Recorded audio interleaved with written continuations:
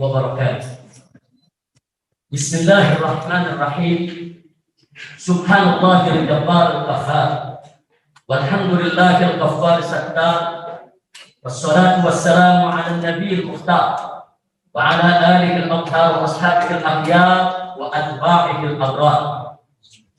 Nota keberatan atau eksepsi Habib Muhammad Rizik bin Husain Shihab atas dakwaan jaksa penuntut umum nomor perkara 2 PDM strip 016 garis miring DKT tim garis miring EQ garis miring 03 garis miring 2021 tentang swab tes COVID-19 di Rumah Sakit Umi Bogor. Sebelum saya menyampaikan bantahan dan sanggahan saya atas dakwaan jaksa penuntut umum, maka terlebih dahulu saya mengingatkan diri saya khususnya dan umumnya kepada majelis hakim yang mulia, seluruh pengacara yang tercinta, semua jaksa penuntut umum yang terhormat, dan segenap para pecinta keadilan.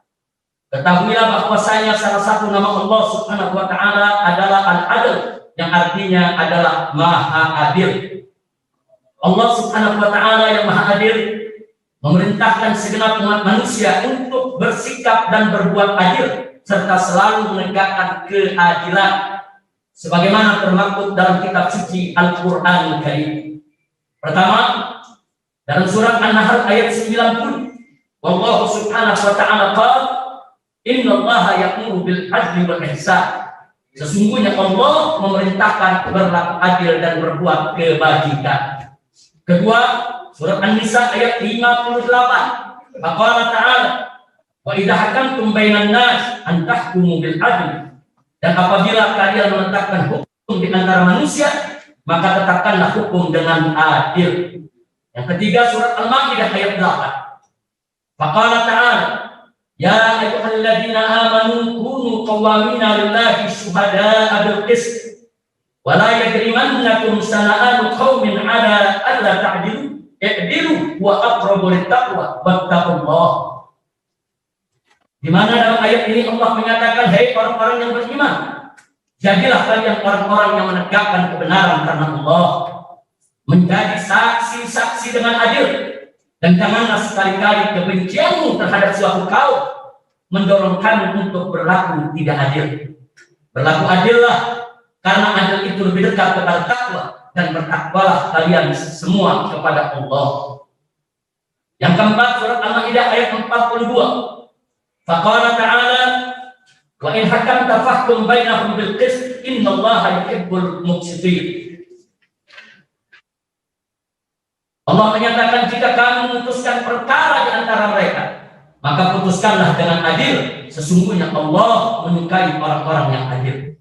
Yang kelima, surat Al-An'am ayat 152, wa idza qultum fa'dilu walau kana dza qurba. Dan apabila kamu berkata, maka adillah walau terhadap kerabat orang dekat sekalipun. Dan Allah Subhanahu wa Ta'ala yang Maha Adil mengharamkan kezaliman atas zat dirinya sendiri dan atas segenap umat manusia.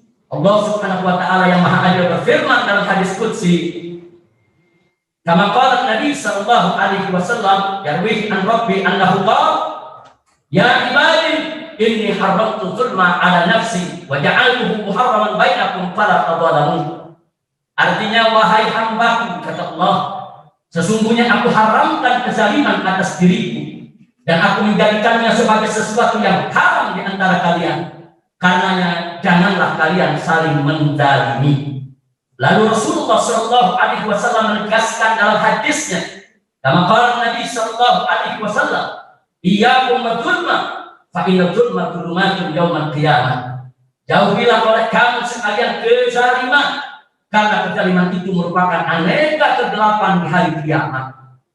Majelis hakim yang mulia, dalam suatu peristiwa, tatkala ada seorang wanita Quraisy mencuri yang divonis potong tangan oleh Rasulullah sallallahu alaihi wasallam sesuai dengan hukum Allah Subhanahu wa Ta'ala, maka sejumlah pemuka Quraisy mengutus orang yang dicinta Nabi sallallahu alaihi wasallam, yaitu sahabat yang bernama Usamah bin Zaid bin Harithah radhiyallahu taala anhuma, untuk menemui Nabi sallallahu alaihi wasallam dan memohon dispensasi hukum agar wanita Quraisy sang pencuri tersebut tidak dipotong tangan. Namun Rasulullah Shallallahu Alaihi Wasallam marah seraya berkata, "Ya Usama, atas ta'ufi hadir min hududillah, hei Usama, adakah kamu ingin memberi maaf atau keringanan atau dispensasi dalam perkara hukum apa yang sudah ditetapkan oleh Allah Subhanahu wa taala?" Kemudian Rasulullah Shallallahu Alaihi Wasallam mengumpulkan para sahabatnya radhiyallahu anhum dan beliau bersabda di hadapan para sahabat berkaitan dengan kejadian tadi, di mana beliau mengatakan, "Kama qala Nabi Shallallahu Alaihi Wasallam, innama halaka man kana qablakum, idza saraqa fihim syarif tarakuhu, wa idza saraqa fihim ad-dha'if yuqamu alaihi al-had, wa Allah in kanat Fatimah bintu Muhammadin saraqat laqata'tu yadaha."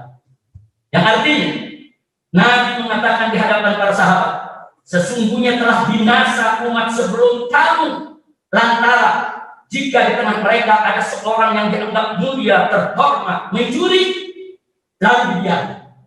Tapi jika ada di tengah mereka seorang lemah, wong cilik, rakyat biasa mencuri, maka ditegakkan atas hukum. Kemudian Nabi bersumpah, demi Allah, jika Fatimah putri Muhammad mencuri, niscaya pasti aku akan potong anaknya. Dari hadis sahih ini kita mendapat pelajaran sangat berharga, antara lain satu, betapa pentingnya menegakkan keadilan. Dua, bahwa ketidakadilan hanya akan membawa petaka. Tiga, tidak boleh ada diskriminasi dalam penegakan hukum. Empat, betapa adilnya Nabi kita tercinta Sayyidina Muhammad Sallallahu Alaihi Wasallam. Lima, betapa agungnya dan mulianya kedudukan Sayyidah Fatimah radhiyallahu taala anha sehingga dijadikan contoh utama oleh Nabi alaihi salatu wassalam untuk memberi pesan bahwasanya jangankan wanita Quraisy yang dianggap terhormat, bahkan Fatimah Az-Zahra sekalipun, semulia-mulianya wanita, pemimpin wanita semesta alam, kecintaan dan jantung hati Nabi Muhammad sallallahu alaihi wasallam, namun kalau salah tetap harus dihukum. Jadi jelas, justice for all, keadilan untuk semua manusia, siapapun manusianya tanpa memandang agama, suku, golongan, budaya, semua manusia wajib diperlakukan dengan adil. Karenanya saya serukan kepada semua yang mengikuti dan menyaksikan sidang pengadilan ini, termasuk majelis hakim yang mulia yang kami hormati, seluruh pengacara saya tercinta, semua jaksa penuntut umum terhormat, dan segenap para pecinta keadilan. Ayo tegakkan keadilan dan lawan kezaliman. Ingat, hari ini kita kumpul di pengadilan dunia, esok kita akan kumpul di pengadilan akhirat. Siapa adil di dunia dan selamat dunia akhirat, siapa zalim di dunia dan binasa dunia dan akhirat. Sekali lagi, ayo tegakkan keadilan dan lawan kezaliman. Selanjutnya saya masuk ke satu Romawi dan eksepsi yang sudah saya siapkan. Pendahuluan kepada yang mulia majelis hakim, kepada yang tercinta seluruh pengacara tim advokasi saya, kepada yang terhormat semua jaksa penuntut umum, kepada yang istimewa segenap pecinta keadilan. Setelah saya membaca dan mencermati dari balik jeruji sel rutan Mabes Polri, bahkan mendengar pembacaan dakwahan jaksa penuntut umum dalam sidang ini terkait kasus swab tes COVID-19 di Rumah Sakit Umi Kota Bogor, maka sebagai pendahuluan saya terlebih dahulu menyampaikan keprihatinan yang mendalam atas dakwahan jaksa penuntut umum yang penuh dengan fitnah dan tuduhan keji terhadap saya dan menantu saya yang bernama Habib Muhammad Hanif Alatas, juga terhadap Direktur Utama Rumah Sakit Umi Dr. Andi Tata. Majelis Hakim yang mulia, pada tanggal 10 November 2020, saya dan keluarga tiba di Bandara Soekarno-Hatta Cengkareng. Di pintu pesawat, paspor kami dan surat bebas COVID dari otoritas Saudi diambil salah seorang petugas bandara untuk diurus keimigrasian. Namun kami tidak bisa mengikuti petugas tersebut karena dari depan pintu pesawat sudah penuh dengan masa penjemput Dan di dalam gedung bandara yang kami lalui dipadati ribuan massa. Sementara di luar gedung bandara sudah menunggu jutaan massa penjemput. Akibatnya, kami tidak bisa lagi bertemu dengan para petugas bandara.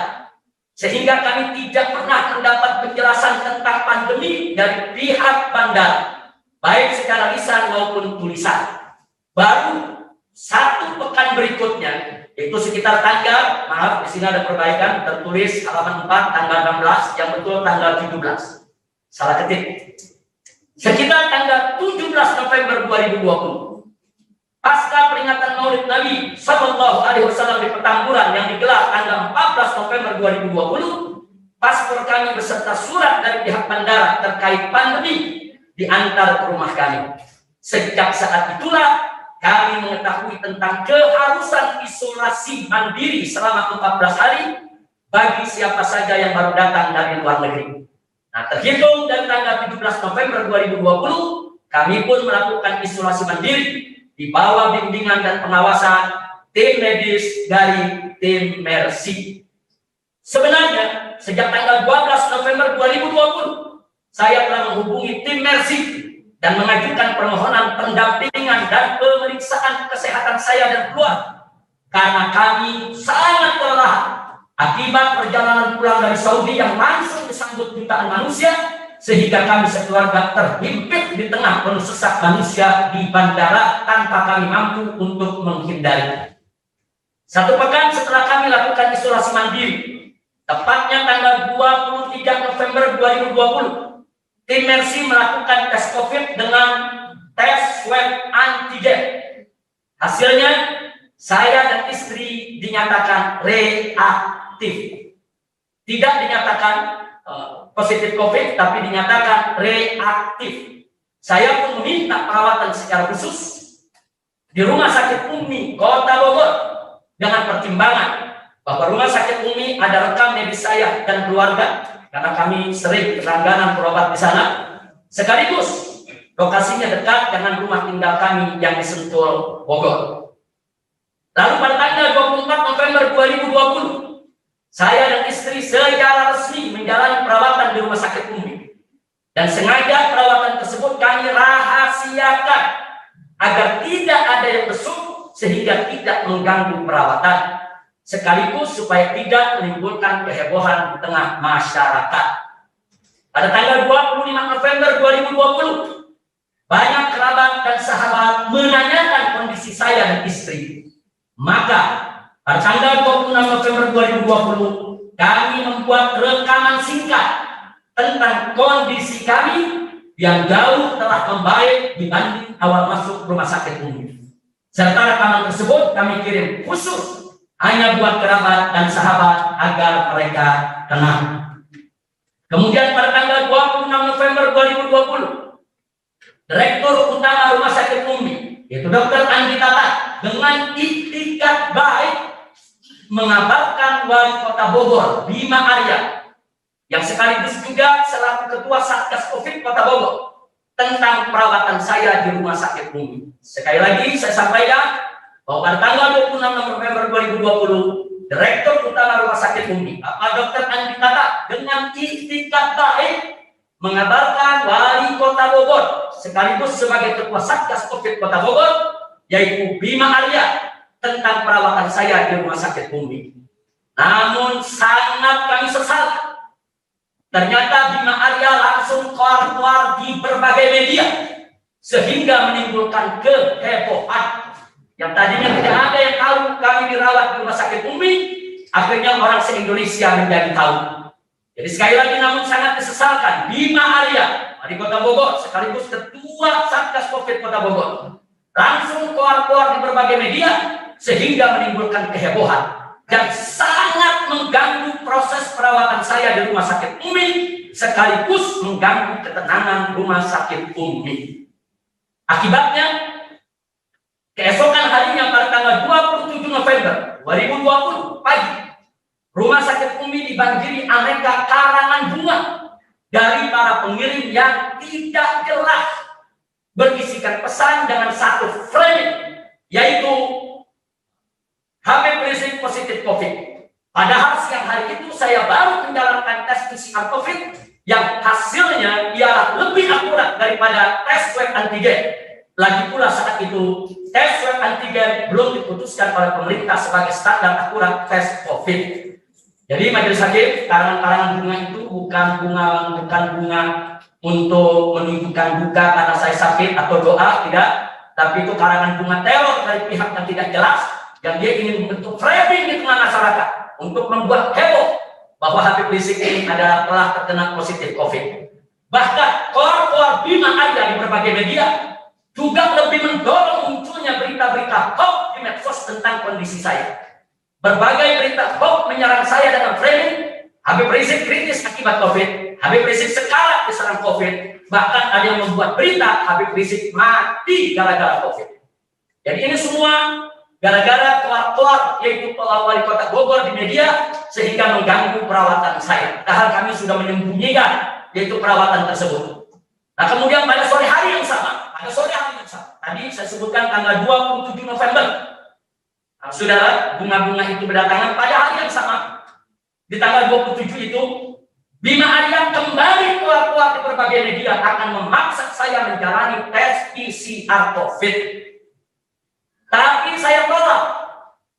Kenapa? Karena siang hari itu saya sudah mengikuti tes PCR COVID dengan tim Mercy. Jadi tidak mungkin siang hari saya mengikuti tes PCR COVID, kemudian sore harinya Bima Arya ingin memaksa saya tes PCR COVID sekali lagi. Saya tolak bukan karena saya tidak mau dites, tapi karena saya sudah menjalankan tes dengan tim yang berpengalaman secara nasional dan internasional yang berhasil mendirikan rumah sakit Indonesia di Gaza, Palestina, yaitu dari tim Mercy. Yang memang sejak awal kepulangan saya dari kota suci Makkah sudah dengan setia melakukan pendampingan dan pemeriksaan kesehatan saya dan keluarga. Lalu pada tanggal 28 November 2020, saya memohon izin ke Rumah Sakit Umi untuk pulang dan melanjutkan perawatan di rumah dengan pertimbangan satu, berdasarkan hasil tes laboratorium bahwa kondisi saya semakin hari semakin baik dari sejak masuk Rumah Sakit Umi. Dua, adanya teror dan intimidasi dari Bima Arya yang terus-menerus mengganggu sehingga sangat mengganggu perawatan saya sekaligus merusak ketenangan Rumah Sakit Umi. Tiga, saya punya tim medis pribadi dari tim Mercy yang akan merawat saya di rumah, mengawasi jalannya isolasi mandiri sesuai dengan aturan kesehatan. Sebelum saya keluar dari Rumah Sakit Umi, ada dua hal yang saya lakukan. Satu, saya membuat surat pernyataan melarang mempublikasikan hasil tes laboratorium maupun hasil tes swab maupun hasil tes PCR tanpa izin saya.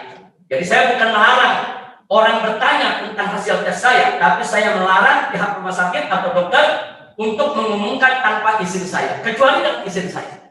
Nah, sesuai dengan undang-undang kesehatan, saya sebagai pasien punya hak dilindungi untuk tidak sembarangan pihak manapun menyebarluaskan hasil pemeriksaan tersebut. Dan saya gunakan hak berdasarkan undang-undang kesehatan.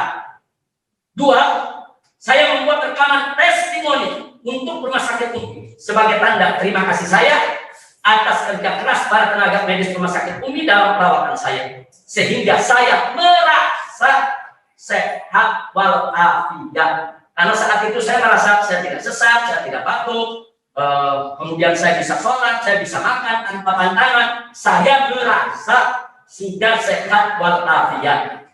Kemudian setelah saya pulang sampai di rumah tanggal 28 itu, esok hari ini, pada tanggal 29 November 2020, saya mendapat kabar dari tim Mercy bahwa hasil tes PCR bahwa saya positif COVID.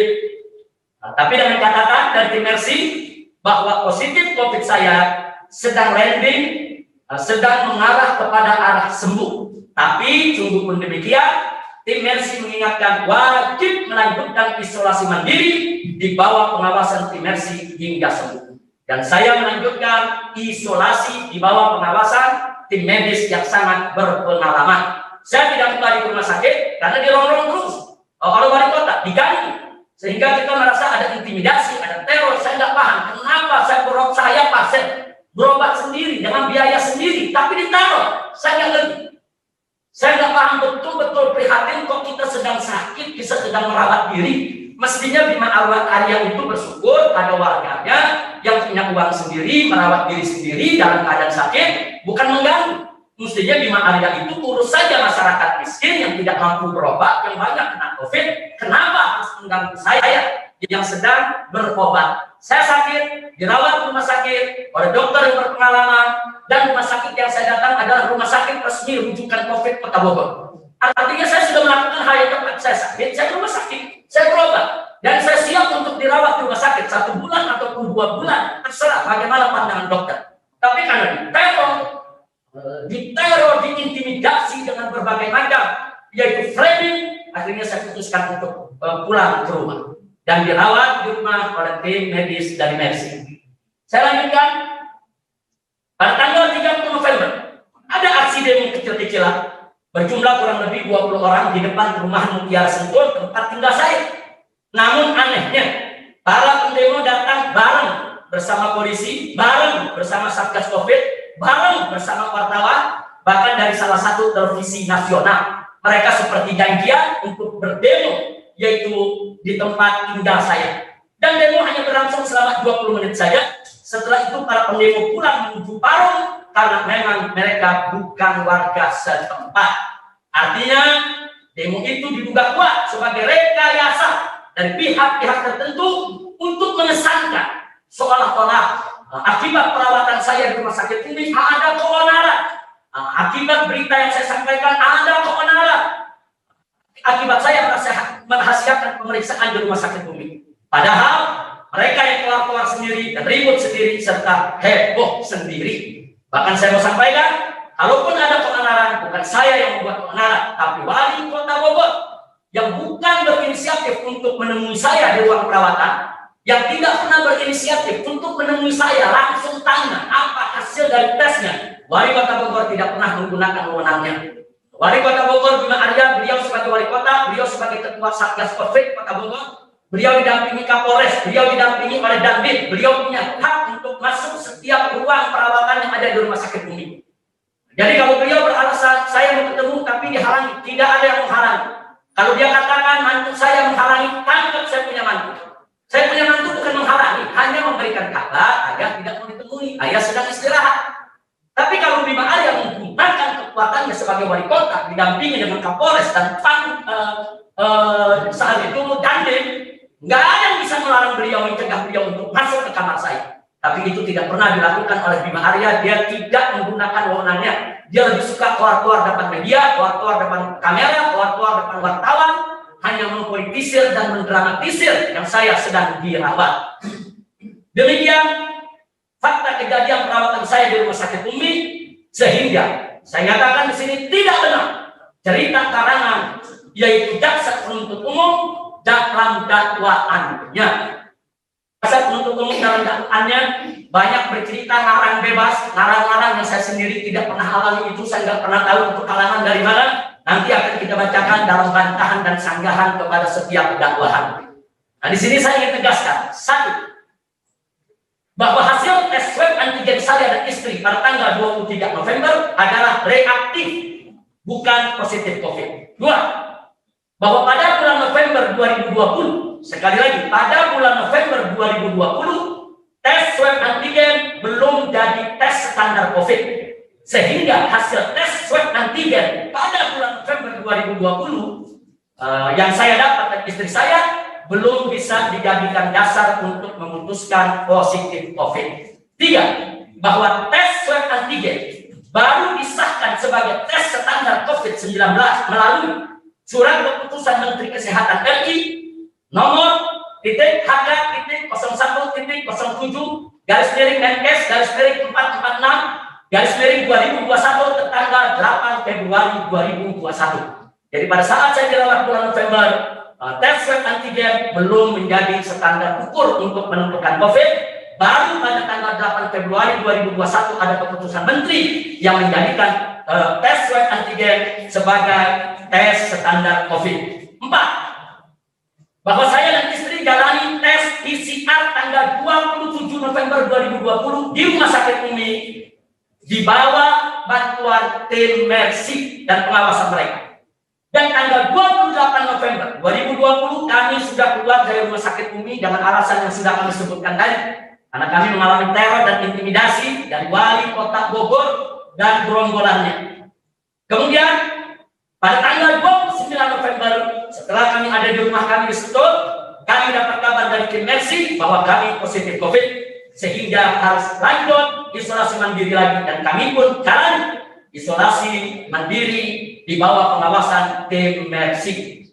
Jadi saya sampaikan di sini, Majelis Hakim yang mulia, dari tanggal 17 November kami sudah melaksanakan isolasi mandiri setelah dapat keterangan dari keimigrasian. Kemudian kami dirawat di rumah sakit. Setelah itu keluar dari rumah sakit, kami lanjut lagi isolasi. Jadi kami masih tetap dalam proses isolasi mandiri, tidak bertemu orang. Bahkan cucu saya sendiri walaupun serumah tidak boleh bertemu dengan saya. Kita pisahkan, betul-betul kita pisahkan. Semua, saya punya cucu, saya punya anak, tidak boleh bertemu dengan saya.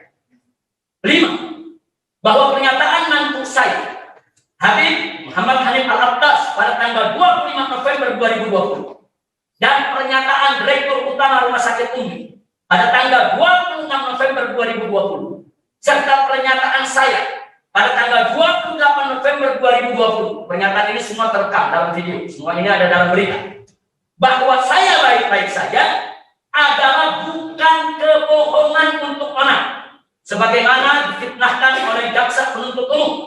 Jadi pada saat mantu saya mengatakan saya baik-baik saja, pada saat Direktur Umi mengatakan saya baik-baik saja, pada saat saya mengatakan saya baik-baik saja, kami tidak sedang melakukan kebohongan untuk melakukan kebenaran.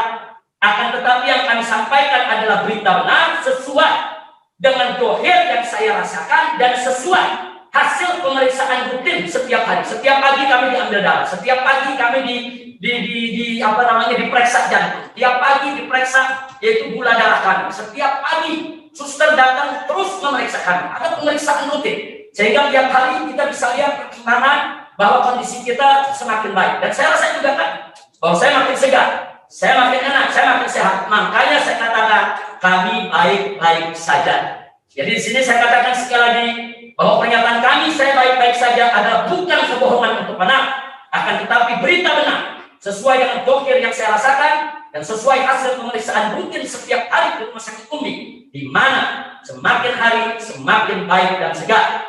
Lagi pula saat itu belum ada hasil tes PCR, sehingga belum ada satu pihak pun yang bisa memvonis kami positif COVID. Jadi saya di rumah sakit sampai tanggal 28. Saya baru tahu tes COVID hasilnya tanggal 29. Kita sudah pulang ke rumah. Artinya selama kami di rumah sakit, manakala saat kami memberikan pernyataan, belum ada putusan kalau kami menderita positif COVID. Maaf Majelis Hakim yang mulia, di halaman 6 ini yang dipegang oleh Majelis Hakim hanya ada 5 poin, tapi di pembaruan kami ada 10 poin. Nanti insya Allah besok pagi para penasehat hukum akan membawakan yang lengkap berikut soft copy, berikut soft copy-nya untuk disampaikan ke Majelis Hakim yang mulia. Insya Allah malam ini disiapkan agar besok pagi bisa diserahkan dengan perbaikannya. Terima kasih Majelis Hakim. Hari Senin, ya kita mohon izin saya Majelis Hakim. Baik, kita lanjutkan poin ke-6. Bahwa andai pun, sekarang saya pakai pengandaian, bahwa andai pun, saya garis bawahi, andai pun berarti belum tentu terjadi. Bahwa andai pun saya di Rumah Sakit Umi sudah positif COVID, lalu saya rahasiakan untuk menenangkan kerabat dan sahabat, maka itu pun bukan kebohongan. Sesuai amanat Presiden Jokowi di awal pandemi, rekamannya beredar luas bahwa nama-nama pasien COVID harus dirahasiakan. Itu amanat yang diucapkan oleh Bapak Presiden Jokowi di awal pandemi. Siapapun masyarakat yang terkena COVID, nama-namanya harus dirahasiakan, tidak boleh diumumkan tanpa izin pasien yang bersangkutan. Dan saya pegang betul apa yang disampaikan oleh Bapak Presiden dalam soal ini. Nah kemudian, kalau Bapak Presiden sudah mengamanatkan pasien COVID harus dirahasiakan, lalu kenapa justru saya dipaksa untuk mengaku COVID? Padahal saat saya dirawat saya belum COVID. Andai dilindungi oleh undang-undang kesehatan. Nah kemudian lagi pula, andai pun saya positif COVID, maka justru saya sedang berobat dan sekaligus menjalankan isolasi yang dibantu rumah sakit, dibantu dokter, dibantu perawat, dibantu tim mercy, bukan sedang jalan-jalan di tengah pasar, bukan sedang jalan-jalan di tengah kerumunan. Andai kata pun saya COVID, mestinya dihargai sedang berobat, lagi berobat. Saya ikuti petunjuk dokter. Kalau dokter katakan saya nggak boleh pulang 2 tahun, saya nggak akan pulang 2 tahun untuk penyembuhan. Saya akan ikuti semua arahan dokter yang ada. Karena saya tahu dokter-dokter di rumah sakit Umi adalah dokter-dokter yang berdedikasi. Kemudian saya lanjutkan sekali lagi di sini bahwa artinya saya sakit dan saya berobat itu sudah benar. Itu sudah benar jalan yang saya ambil.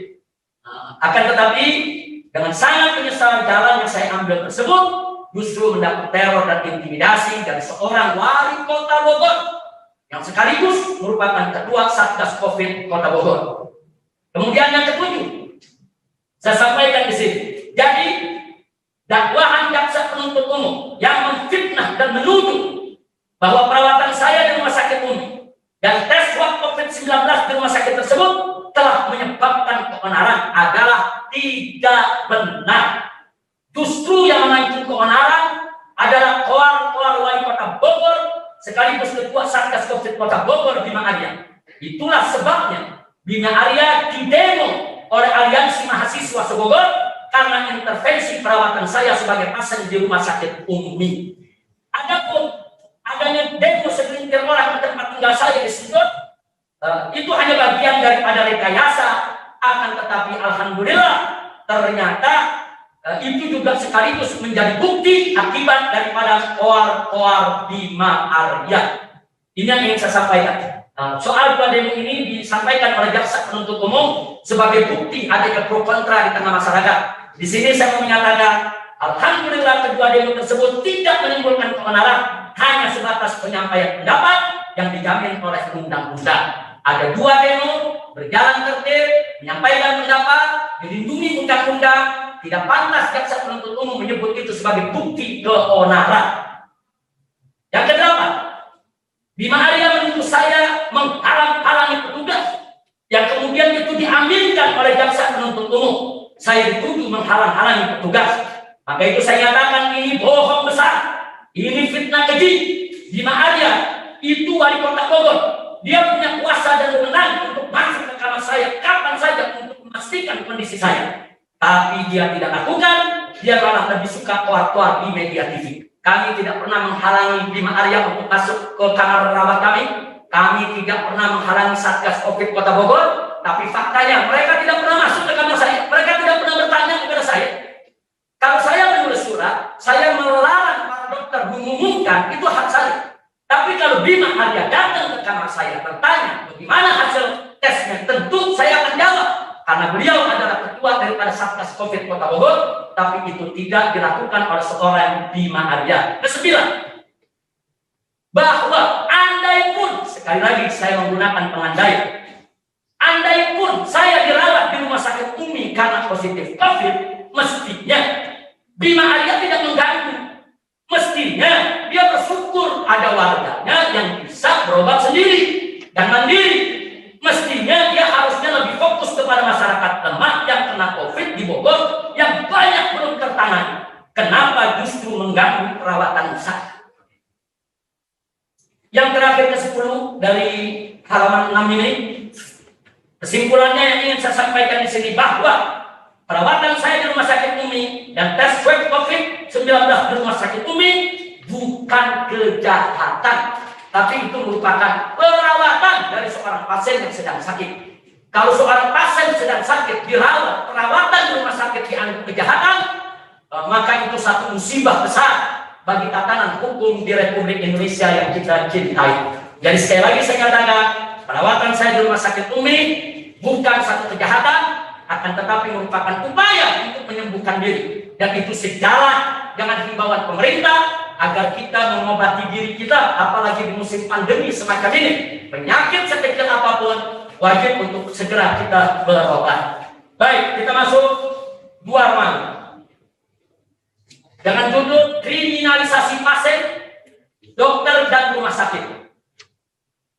Setelah pulang dari rumah sakit Umi, saya dan keluarga terus mendapat tekanan demi tekanan dengan kronologis singkat sebagai berikut. 1, kami pulang tanggal 28. 29 November sudah ada di rumah 30. Nah, tanggal 1 Desember, baru beberapa hari kami pulang.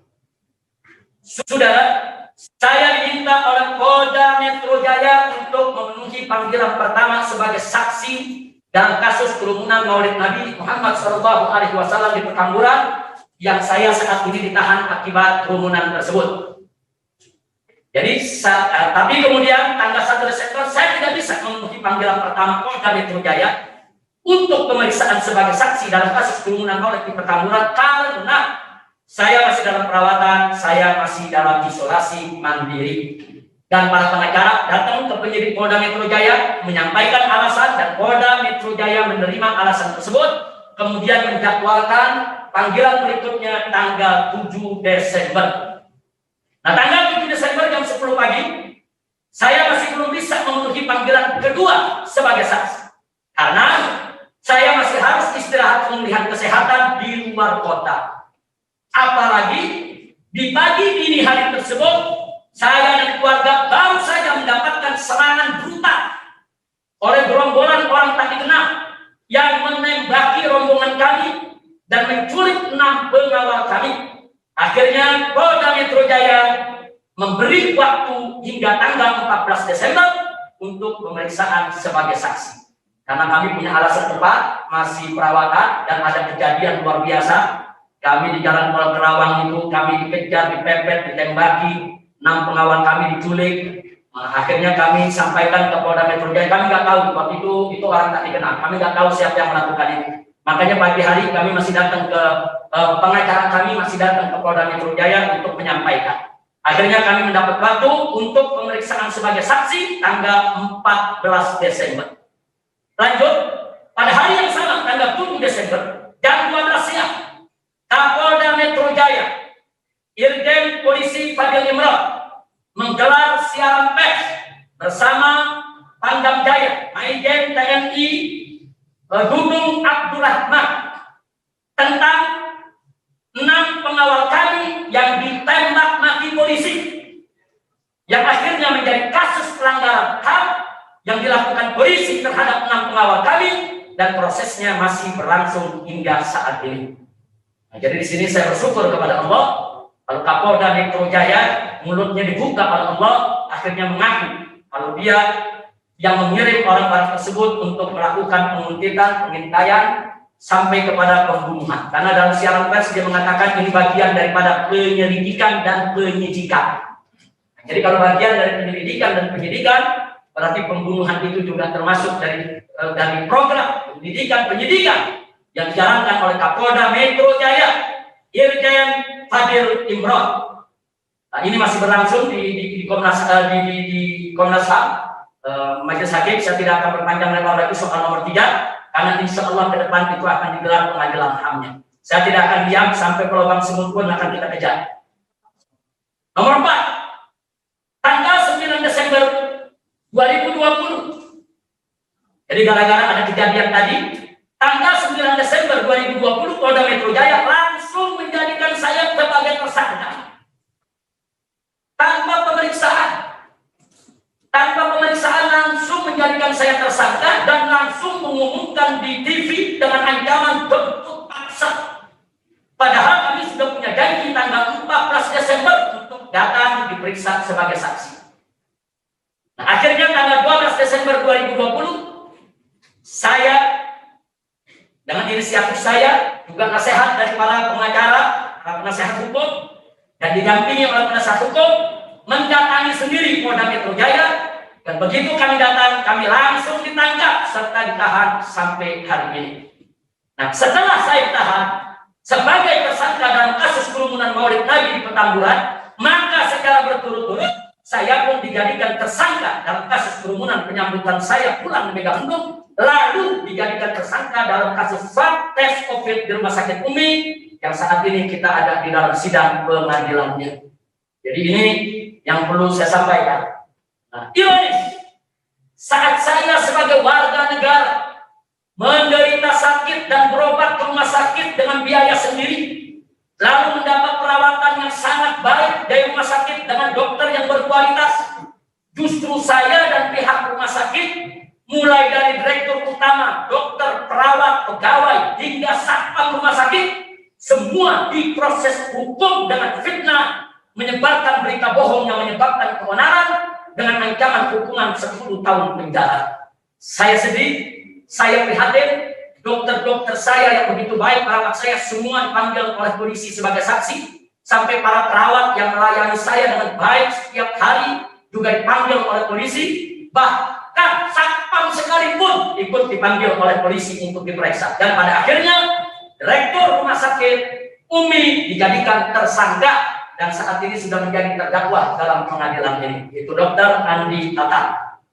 Nah, di sini saya lanjutkan lagi, saudara penasehat hukum yang setia, terima kasih banyak atas selama ini mendampingi saya. Maaf majelis hakim yang mulia, yang terhormat.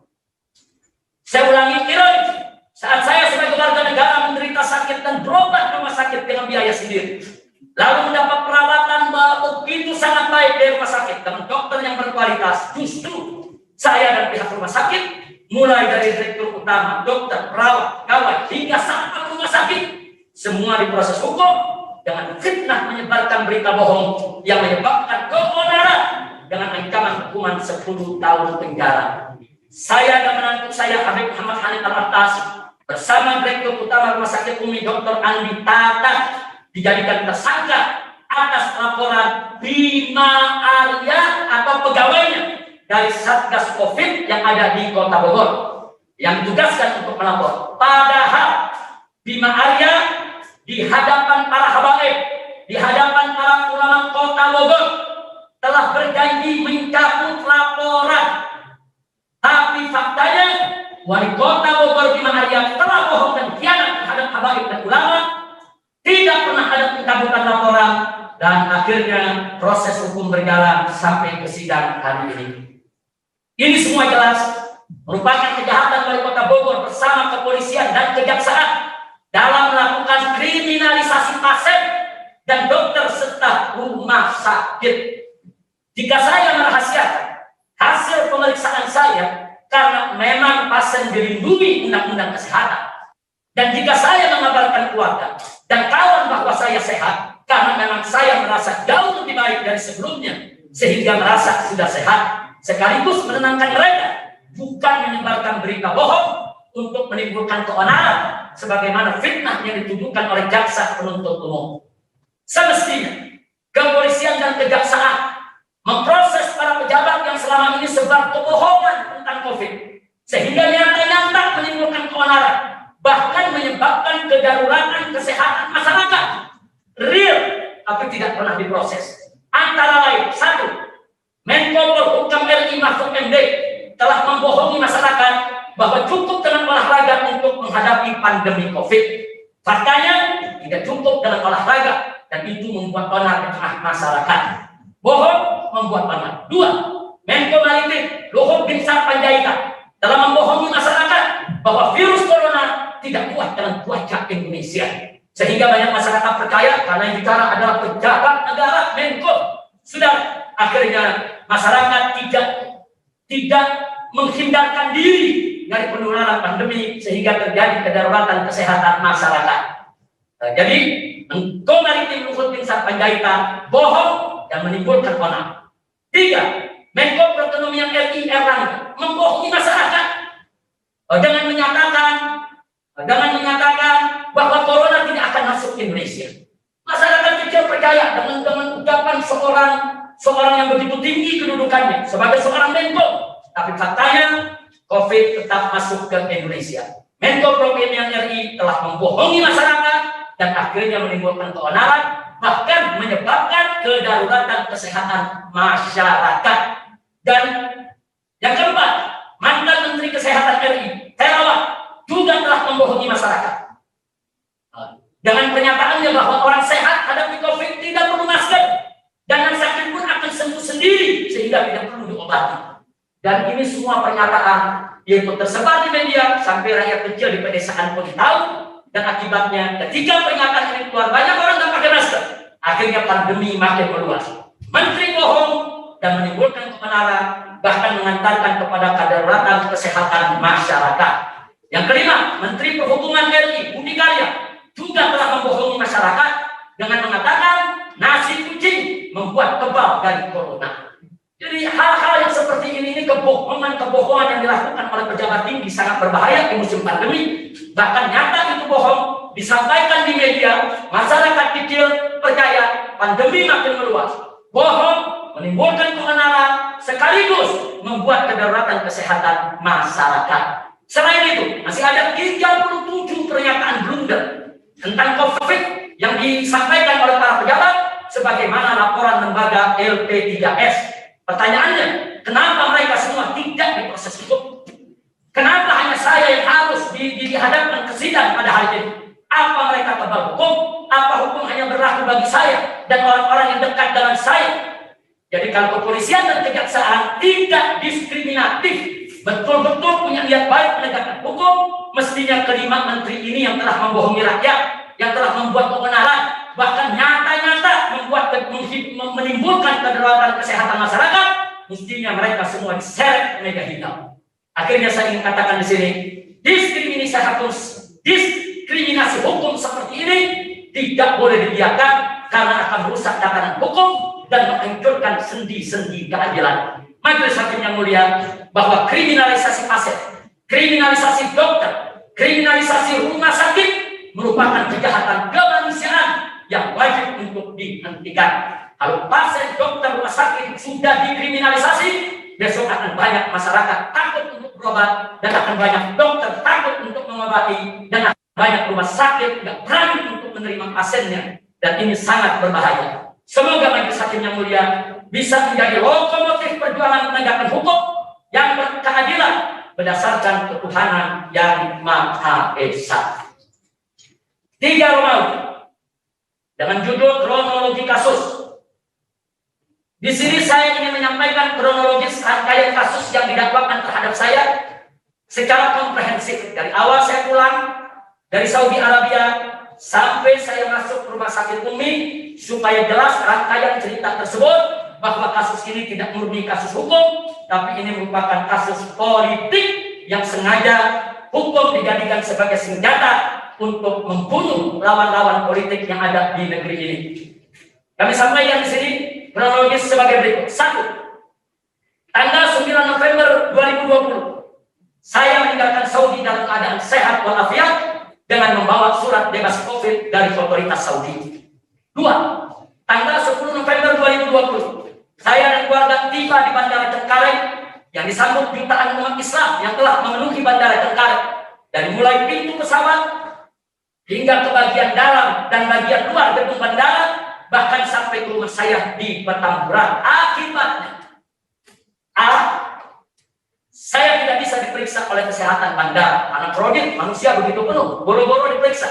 Saya menjalan aja sulit, terjepit, terhimpit kita semua. B. Saya tidak dapat penjelasan tentang pandemi dari pihak bandara. C. Saya tidak diberitahu tentang kewajiban isolasi mandiri selama 14 hari. D. Saya tidak dapat clearance kesehatan dari pihak bandara pada saat saya tiba. E.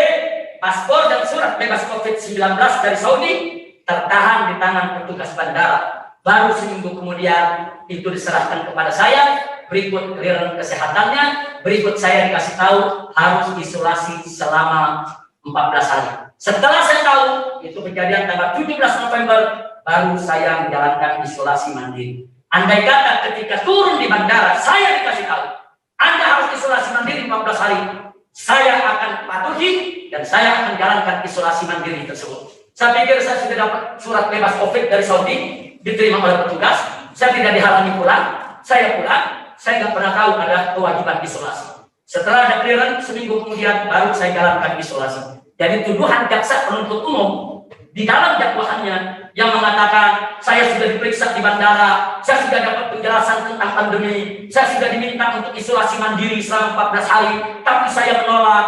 Kemudian saya sudah dapat clearance kesehatan. Bahkan jaksa mengatakan juga saya bukan menghindar kerumunan, bahkan menuju kepada kerumunan tersebut. Semua tuduhan tersebut bohong dan dusta, fitnah dan tuduhan keji. Nah, jadi jaksa penuntut umum hanya melarang bebas. Apa yang mereka tidak tahu, mereka karang-karang. Itu hasil daripada imajinasi mereka untuk yaitu menjadi alat dalam rangka mengkriminalisasi saya dan kawan-kawan saya. 3. Tanggal 11 November 2020, saya dan keluarga kelelahan sehingga meminta bantuan dari kawan dokter untuk pemeriksaan kesehatan dan pemberian vitamin beserta suplemen untuk menambah stamina. 4. Tanggal 12 November 2020, saya menghubungi tim Mercy untuk melakukan pendampingan dan pemeriksaan kesehatan lebih intensif untuk saya dan keluarga.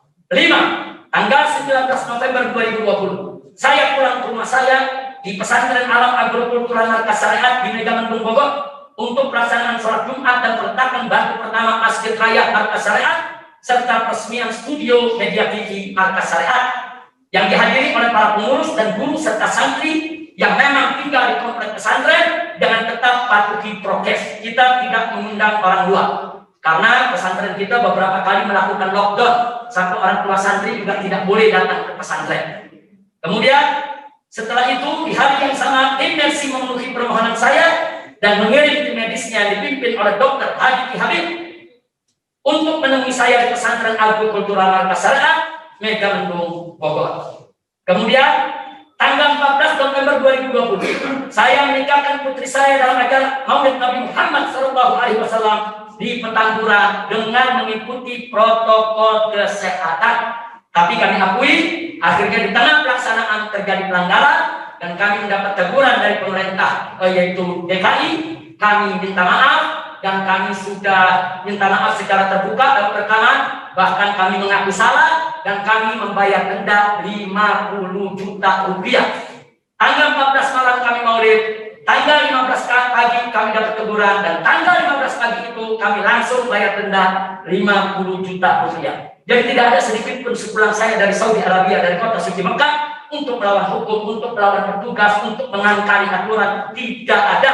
Semua fitnah yang dilakukan oleh jaksa penuntut umum. 6. Ketujuh, maksudnya 7. Tanggal 15 November 2020, saya mengadakan resepsi pernikahan di rumah saya yang di Petamburan. Kalau tadi tanggal 14 itu akad nikah majelis hakim. Kali ini resepsi pernikahan dengan prokes super ketat. Seperti undangan sangat terbatas, hanya keluarga mempelai pria dan mempelai wanita, tidak undang orang luar.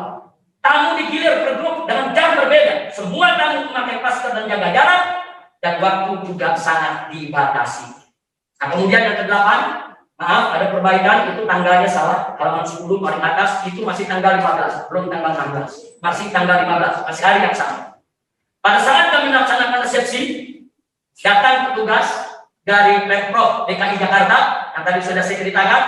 Saya dan panitia maulid membayar denda sebesar 50 juta rupiah karena terjadi pelanggaran prokes dalam acara maulid semalam, walau tanpa sengaja dan di luar kendali. Sedangkan acara resepsi pernikahan di rumah saya tidak ada pelanggaran prokes, sehingga kami tidak mendapatkan apapun sanksi.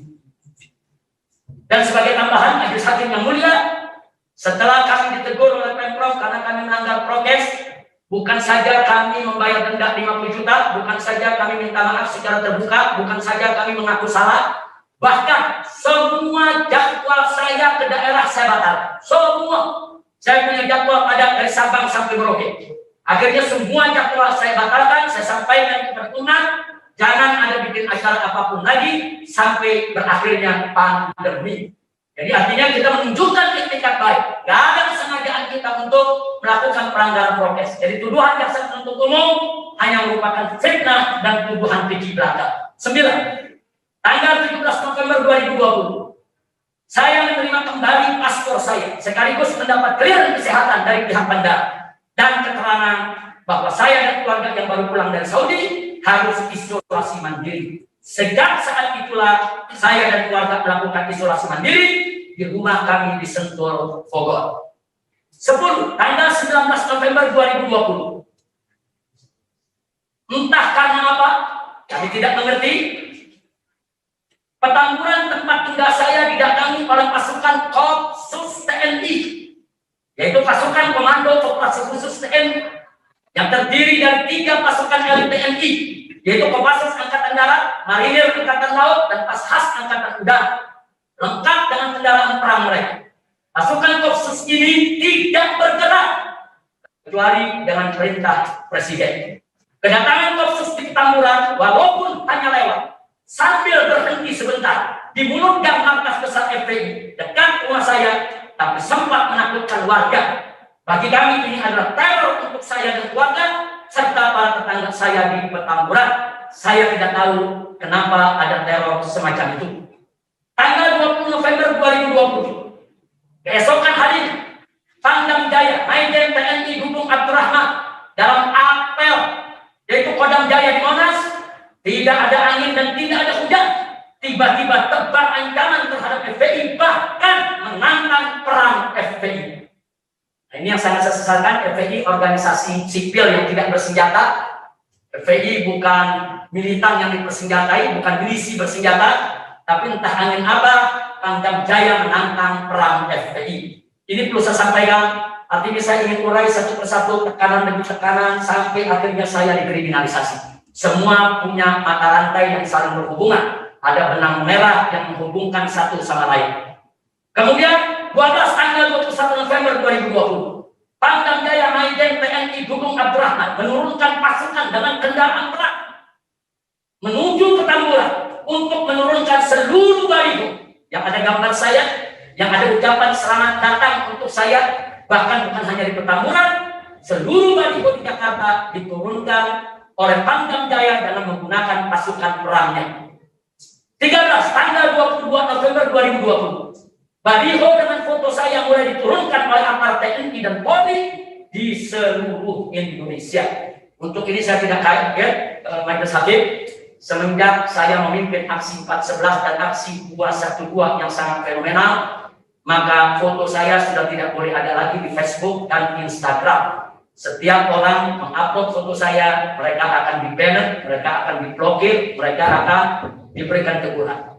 Selanjutnya, nomor 14, tanggal 23 November 2020, sebagaimana tadi sudah saya sampaikan, saya dan istri dengan bantuan tim Mercy melakukan tes COVID dengan swab antigen yang hasilnya reaktif. Atas inisiatif saya dan persetujuan tim Mercy, kami meminta perawatan khusus di Rumah Sakit Umi Bogor karena dekat dengan rumah yang disentuh, sekaligus rekam medis saya selama ini ada di sana. 15, tanggal 24 November 2020, saya dan istri secara resmi menjalani perawatan di Rumah Sakit Umi dan sengaja perawatan tersebut kami rahasiakan agar tidak ada yang besok sehingga tidak mengganggu perawatan sekaligus supaya tidak menimbulkan kehebohan di tengah masyarakat. 16, tanggal 25 November 2020, banyak kerabat dan sahabat menanyakan kondisi saya dan istri. 17, tanggal 26 November 2020, kami berinisiatif membuat rekaman singkat tentang kondisi kami yang jauh membaik dibanding awal masuk rumah sakit Umi. Serta rekaman tersebut kami kirim khusus buat kerabat dan sahabat agar mereka tenang. Jadi rekaman itu bukan untuk membuat keonaran sebagaimana fitnah yang dituduhkan oleh jaksa penuntut umum. 18, tanggal 27 November 2020, Rumah Sakit Umi dibanjiri aneka karangan bunga dari para pengirim yang tidak jelas berisikan pesan dengan satu framing, yaitu HRS positif COVID. Padahal siang hari itu saya baru menjalankan tes PCR COVID yang hasilnya lebih akurat dari tes swab antigen. Lagi pula saat itu tes swab antigen belum diputuskan oleh pemerintah sebagai standar akurat tes COVID. 19, tanggal 28 November 2020, saya memohon izin ke Rumah Sakit Umi untuk pulang dan melanjutkan perawatan di rumah dengan alasan tadi sudah saya bacakan. 20, tanggal 29 November 2020, saya mendapat kabar dari tim Mercy bahwa hasil tes PCR saya positif COVID dan wajib melanjutkan isolasi mandiri di bawah pengawasan tim Mercy hingga sembuh. 21, tanggal 30 November 2020, tadi sudah saya sebutkan adanya aksi demo rekayasa. 22, tanggal 1 Desember 2020, saya tidak bisa memenuhi panggilan pertama Polda Metro Jaya untuk pemeriksaan sebagai saksi dalam kasus kerumunan Maulid di Petamburan karena masih dalam perawatan. 23 tanggal 3 Desember 2020 saya baru keluar dari rumah sakit. Kemudian saya mohon untuk tidak diperiksa. Tapi yang aneh, tanggal 3 Desember 2020 Kapolri Jenderal Polisi Idam Aziz umbar ancaman keras terhadap saya dan FPI. Saya tidak paham. Saya sudah sebulan lebih diisolasi, dirawat, saya tidak memberikan pernyataan. Tahu-tahu Kapolri memberikan ancaman keras terhadap saya dan FPI. Kemudian tanggal 4 Desember 2020, Kapolda Metro Jaya, Irjen Polisi Fadil Imran juga mengancam akan sikat HRS dan FPI. Jadi pernyataan-pernyataan provokatif di televisi, saya akan sikat itu HRS, saya akan sikat Habib Rizik. Dan ini terjadi, saya sendiri nggak paham, saya sedang sakit, saya sedang isolasi, baru keluar dari rumah sakit. Ternyata berikutnya, tanggal 6 Desember, karena di Sentul ini,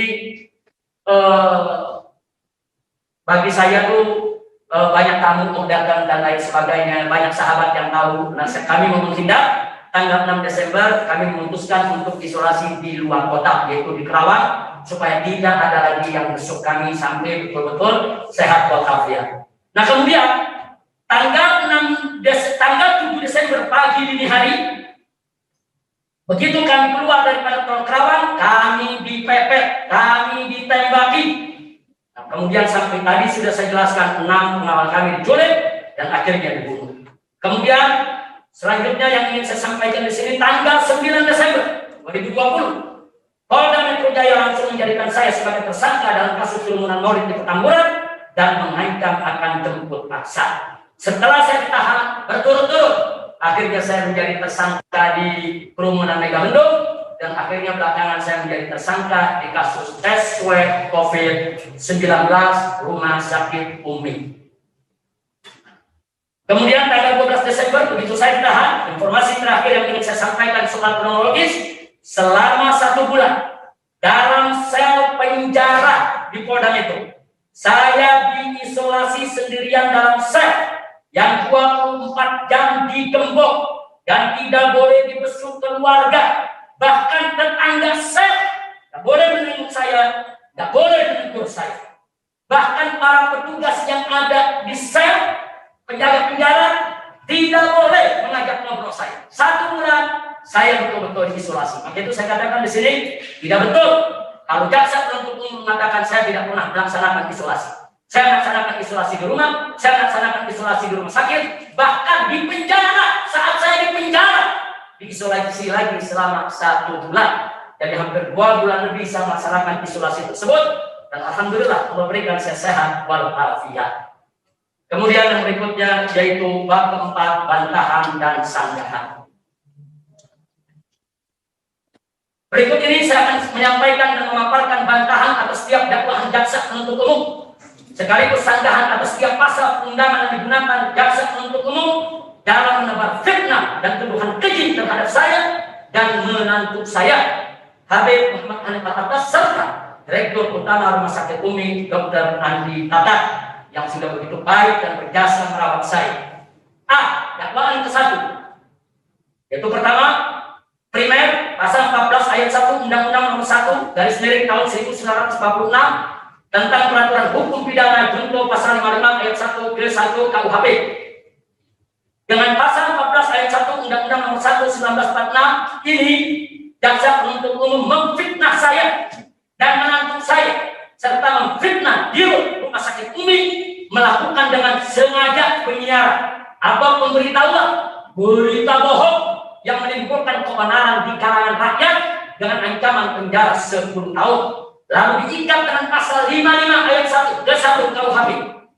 Jaksa penuntut umum ingin menguatkan fitnah dan tuduhan kejinya bahwa kami telah melakukan atau menyuruh atau turut serta dalam kejahatan pidana. Di sini saya nyatakan dengan tegas bahwa saya dan menantu saya Habib Muhammad Hanif Al-Atas serta Direktur Utama Rumah Sakit Umi Dr. Andi Tatat terkait kondisi kesehatan saya saat dirawat di Rumah Sakit Umi, kami tidak berbohong atau menyiarkan berita bohong, apalagi melakukan keonaran di kalangan rakyat. Justru yang kami sampaikan kepada kerabat dan sahabat serta masyarakat adalah perkembangan kesehatan yang semakin hari semakin baik dengan bukti hasil tes laboratorium yang dilakukan secara rutin, sekaligus untuk menenangkan publik, bukan untuk membuat keonaran. Kalau jaksa penuntut umum fokus kepada keonaran, mestinya wali kota Bogor sekaligus ketua Satgas COVID-19 Kota Bogor yang keluar media menimbulkan kehebohan, mestinya dia yang duduk yaitu di kursi terdakwa untuk dituntut oleh jaksa penuntut umum, bukan saya. Karena kami mohon kepada majelis hakim yang mulia agar dakwaan jaksa penuntut umum ini dibatalkan demi hukum, sekaligus untuk menghentikan kejahatan kriminalisasi pasien, dokter, dan rumah sakit. Majelis hakim yang mulia, kriminalisasi pasien, kriminalisasi dokter, kriminalisasi rumah sakit ada satu pelanggaran HAM yang sangat berat dan sangat membahayakan tatanan kehidupan berbangsa dan bernegara. 2. Subsidi. Pasal 14 ayat 2 Undang-Undang Nomor 1 dari 1946 junto pasal 56 ayat 1 ke 1 KUHP. Dengan pasal 14 ayat 2 Undang-Undang Nomor 1 tahun 1946 ini, jaksa penuntut umum juga memfitnah bahwa saya dan menantu saya serta di rumah sakit Umi sudah menduga atau mengetahui bahwa berita kesehatan saya adalah bohong, tapi dengan sengaja disiarkan untuk menimbulkan keonaran sehingga dinaikkan 3 tahun penjara. Dan pasal 55 ayat 1 ke 1 KUHP untuk lebih menguatkan fitnah dan tuduhan keji jaksa penuntut umum. Bantahan dan sanggahan saya atas dakwaan pertama yang primer tadi berlaku juga untuk dakwaan pertama yang subsidiar ini. 3. Lebih subsidiar. Pasal 15 Undang-Undang Nomor 1 1946 junto pasal 55 ayat 1 ke 1 KUHP.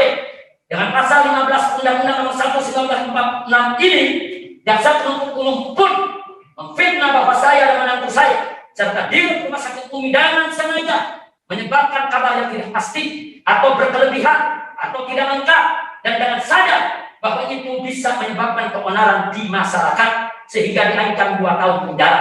Lalu lagi-lagi pasal 55 ayat 1 ke 1 KUHP untuk lebih menguatkan fitnah dan tuduhan keji dari jaksa penuntut umum.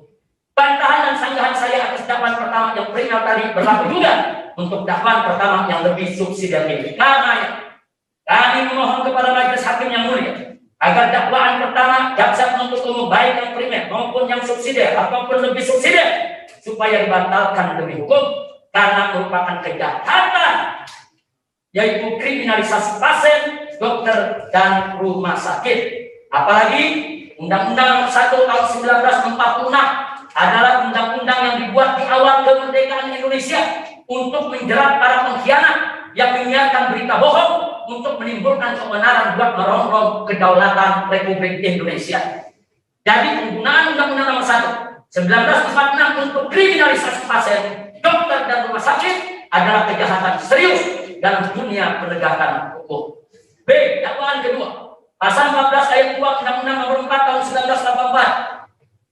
Jaksa penuntut umum memfitnah dengan pasal ini bahwa saya dan menantu saya maupun pihak rumah sakit Umi telah dengan sengaja menghalangi pelaksanaan penanggulangan wabah sehingga diancam 1 tahun penjara. Lalu lagi-lagi pasal 55 ayat 1 ke 1 KUHP untuk lebih menguatkan fitnah dan tuduhan keji jaksa penuntut umum. Ini fitnah jahat. Justru saya dirawat bagian dari penanggulangan wabah kok malah dituduh menghalangi pelaksanaan penanggulangan wabah.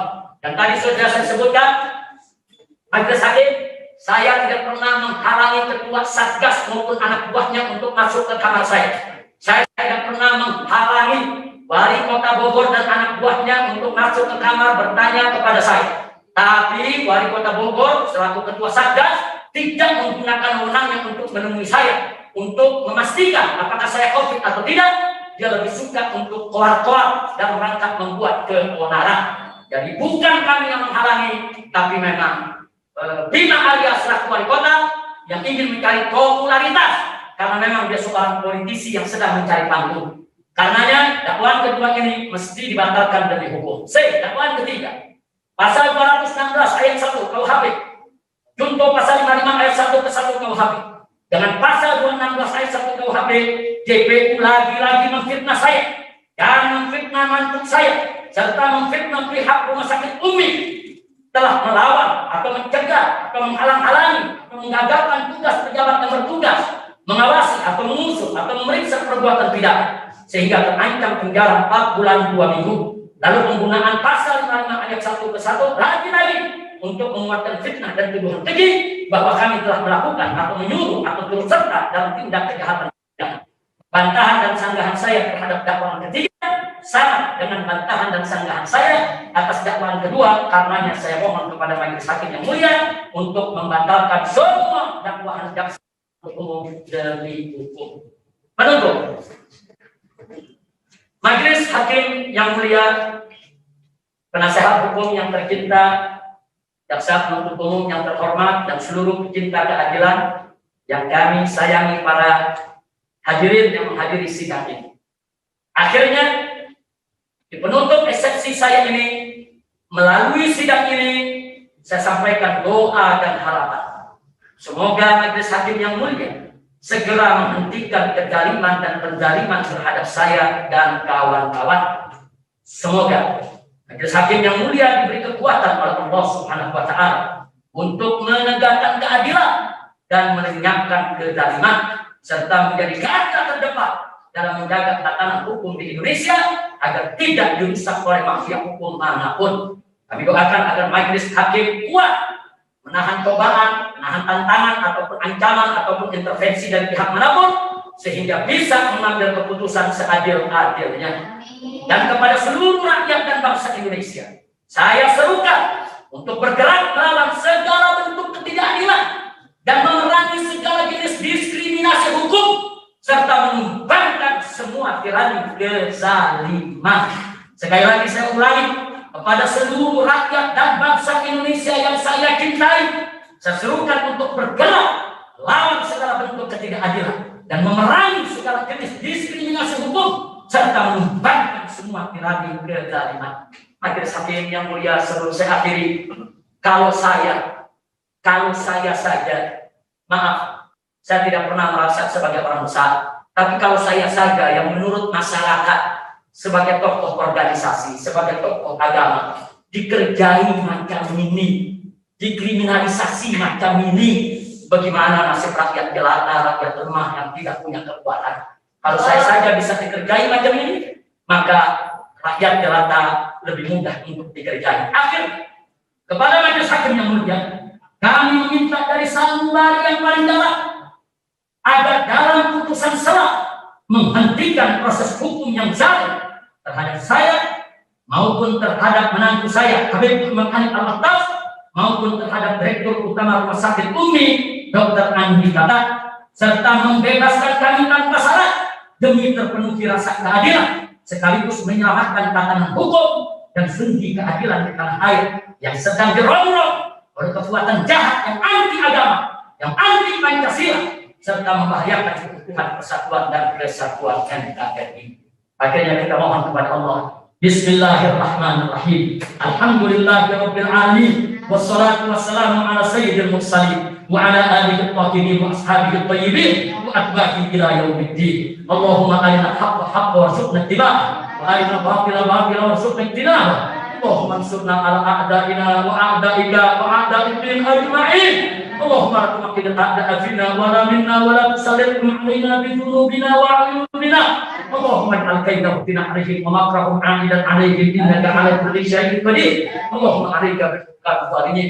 اللهم عليك بالحكام الظالمين. اللهم عليك بالحكام الظالمين. اللهم فرج جمعهم وشتت شملهم ومسح حجتهم وخرج قوتهم وزلزل أقدامهم وقلل عدادهم وفل عدهم وقلل تدميرهم وقلل تدميرهم وقلب تدبيرهم ودمرهم تدميرا واقتلهم بدلا ولا تبادر منكم احدا. اللهم ارزقنا نصرا عزيزا وفتحا مبينا واماما عادلا وبلدا امنا مباركا. فانصرنا في هذه المحكمه واخرجنا من السجن سريعا عاجلا بلطف وخير وعافيه وارجعنا الى بيوتنا واجمعنا مع اهل بيتنا واصحابنا واحبابنا غالبين خارجين سالمين ناجحين فائزين مؤيدين منصورين محفوظين مسرورين منصورين مباركين محترمين مكرمين تائبين الى الله توبه نصوحا واجعلنا من الصالحين. وصلى الله على سيدنا محمد وعلى اله وصحبه اجمعين والحمد لله رب العالمين. Sekian eksepsi saya.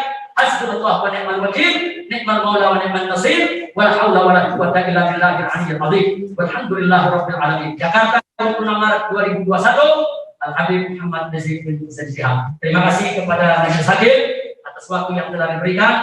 Terima kasih kepada pengacara yang telah bekerja keras. Terima kasih kepada jaksa penuntut umum yang telah sepakat dengan pengacara menerima putusan yaitu daripada majelis hakim dengan sidang offline ini dan dengan agenda eksepsi. Terima kasih. Jazakumullahu khairan jazaa. Assalamualaikum warahmatullahi wabarakatuh.